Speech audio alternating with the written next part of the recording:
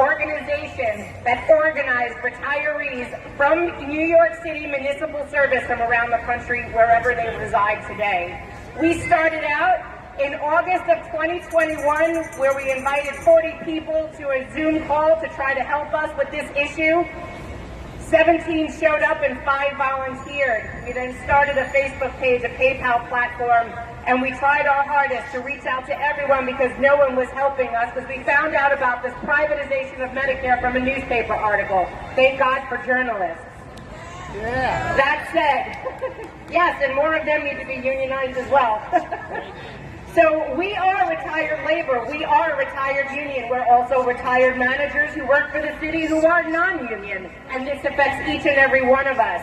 What they did was they negotiated away our right to our Medicare, traditional Medicare with our city supplement, so that they can give raises to active workers, and they don't even know that this happened. Most of them don't know. Some of them are finally paying attention.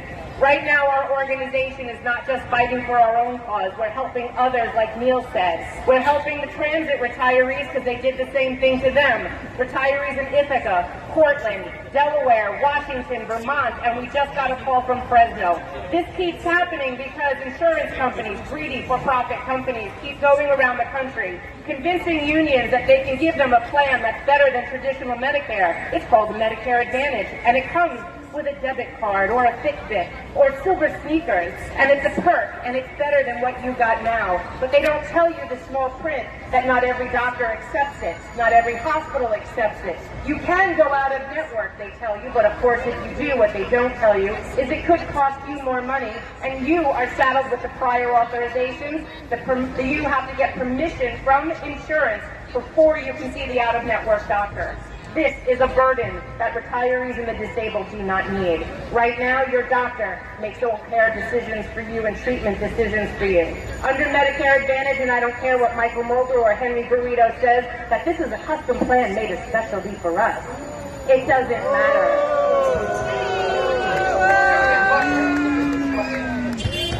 They didn't count on us standing up and fighting back, but they woke up a sleeping giant, and you guys are that giant.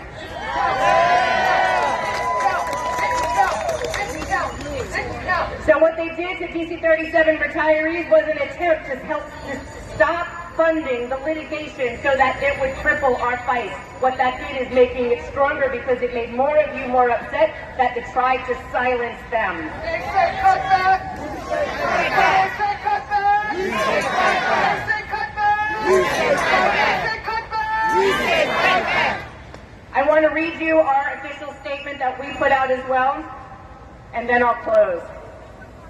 Outraged by the hostile takeover of DC37 Retirees Association, the New York City Organization of Public Service Retirees stands in unwavering solidarity with our fellow retirees.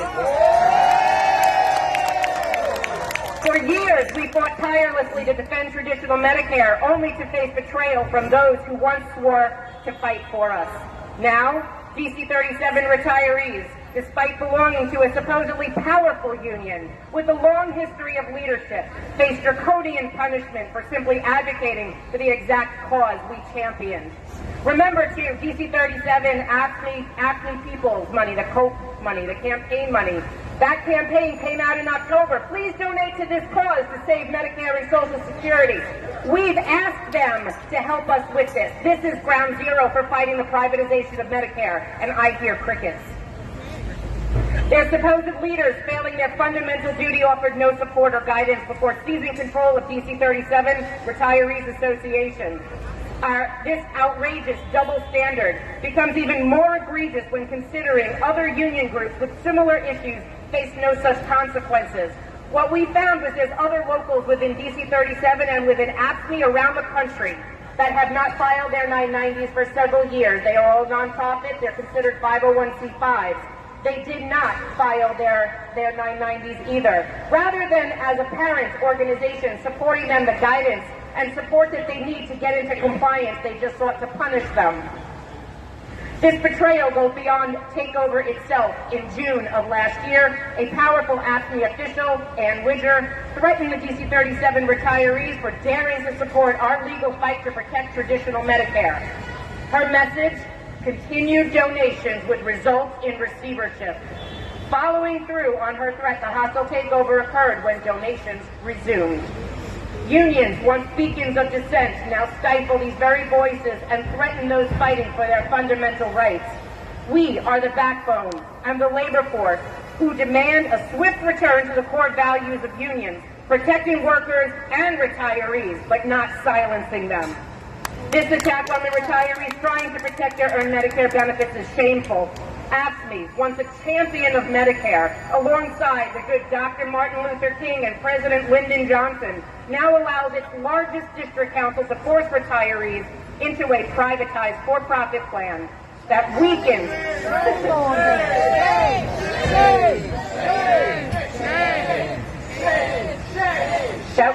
their access to doctors, denies care, and is rejected by many of our healthcare providers and puts seniors' lives at risk. We thought we were union too. That said, it is very important that we still stay together. United, we will win this. We have court on March 21st. We rely on you to help this litigation fight because this organization grew so huge. We now have 2 litigation attorneys, a tax attorney, a full-time bookkeeper because we just couldn't keep up with the financial responsibility that entails running this corporation. And we have an accountant to help us out. We are literally running this organization like a union should. And we have your interest in mind, and we are listening to you. You're telling us to fight this, and we are fighting this. AFSCME should have had just their own unions back. They should have had the retirees back, and they should have supported DC37 retirees. Thank you, everyone, for coming. We appreciate your support. When they say fight back, when they say cut back, we say fight back. I have to make this announcement. Everybody that's in the street, please.